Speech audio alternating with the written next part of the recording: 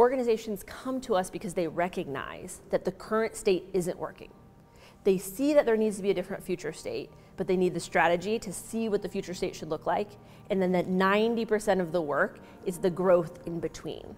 And so that's what I do, what we all do here at Stoked, is navigate that 90%, which is so hard, because for human beings to make that shift, you have to let go of a previous version of yourself.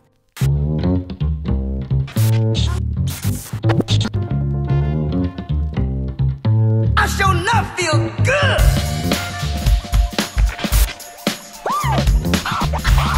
Yeah.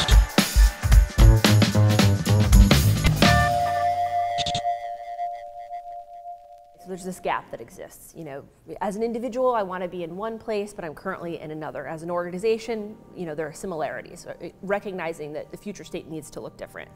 So in leadership development, a commonly held belief that we reinforce is what got you here won't get you there. It's a book by Marshall Goldsmith, but it's also just kind of a mentality that you need to embrace when you're in leadership development, or if you're a person who wants to experience change.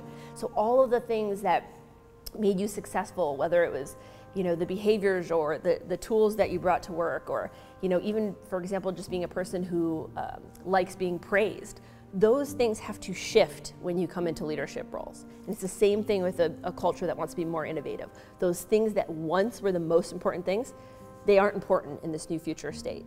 And so a big part of my job and my passion is helping people shift from this state to this state, and recognizing that it's an emotional, psychological journey that needs coaching, support, and a strategy. I've always kind of been obsessed with self-improvement, and this started at a really young age.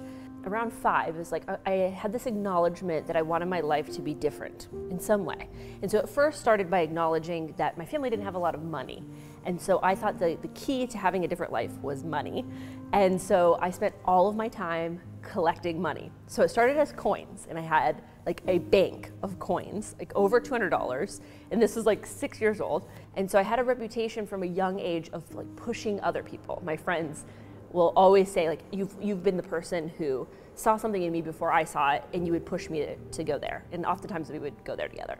I remember trying to figure out like what I wanted to do in my life since, you know, I was 6, right? And I had one of my friend's parents tell me, like, you'd be great in HR. And I was kind of like, no, I'm a CEO. Like, I had this mentality about myself for many, many years. And so I went to school, I went to undergrad for business. And then I was introduced to industrial organizational psychology in undergrad my last year. Somebody told me about it, and they're like, this is made for you. So it was HR, but like with a cooler name. And I was like, okay, this is about the study of human beings at work.